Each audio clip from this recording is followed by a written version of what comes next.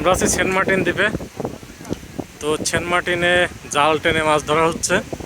বিশাল সমুদ্রের মধ্যে জাল টানছে। তো আমরা দেখার চেষ্টা করব কি কি মাছ এখানে পাওয়া যায়।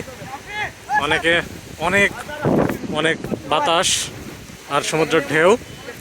এই ঢেউয়ের কারণে এতক্ষণ এরা জাল গুছাতে পারছে না। দেখেন জাল কিভাবে বাঁকা হয়ে আছে।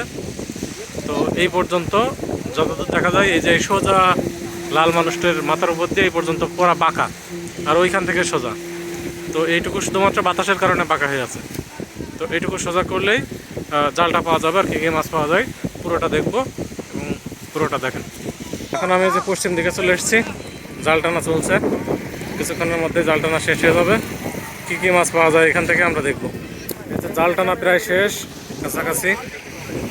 সেন্ট মার্টিন দ্বীপের মধ্যে সমুদ্রের মাছ, কী কী মাছ পাওয়া যায়, সামুদ্রিক মাছগুলো দেখবো আমরা। সমুদ্রে অনেক বাতাসের কারণে জাল টানতে কষ্ট হচ্ছে। ট্রেনের কাছে নিয়ে আসতে দেরি হচ্ছে। তো জাল টানা শেষ হলে কী কী মাছ পাওয়া যায় দেখবো। কি মাছ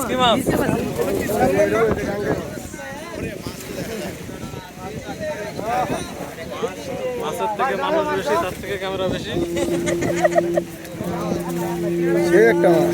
কি মাছ এটা? ওরে বড় মাছ। কি মাছ ভাই এটা?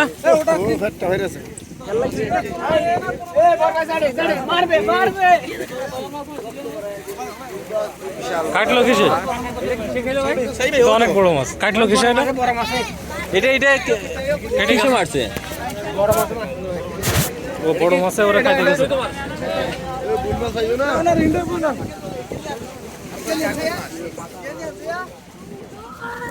মাছটা কই? বড় মাছটা না, লাখা না। হ্যাঁ, অন্য কোনো মাছে খাইতে গেছে, বড় কোনো মাছ। এরকম হয়েছে কেন? কি মাছ পেয়েছে? ছোট ছোট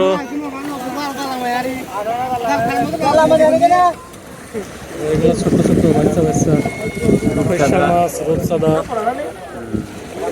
রূপচাঁদার বাচ্চা সব।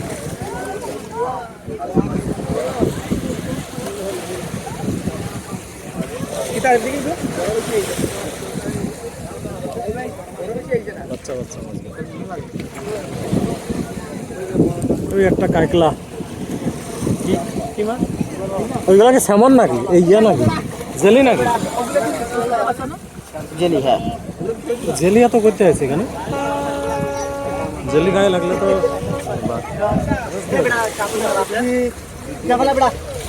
স্কুইড কয়টা পাইছেন?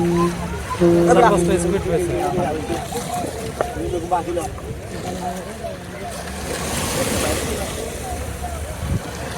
অনেকগুলো জেলি আছে ভিতরে, স্কুইড আছে, অনেক জেলি ফিশ দেখা যায়। জেলি ফিশ, কাকলে মাছ আছে। জেলি ফিশ পাওয়াটা আসলে খারাপ লক্ষণ। জেলি ফিশ আসলে এই জেলি ফিশগুলো অন্যান্য মাছের জেলি ফিশ থেকে পড়ায়, এই কারণে মাছ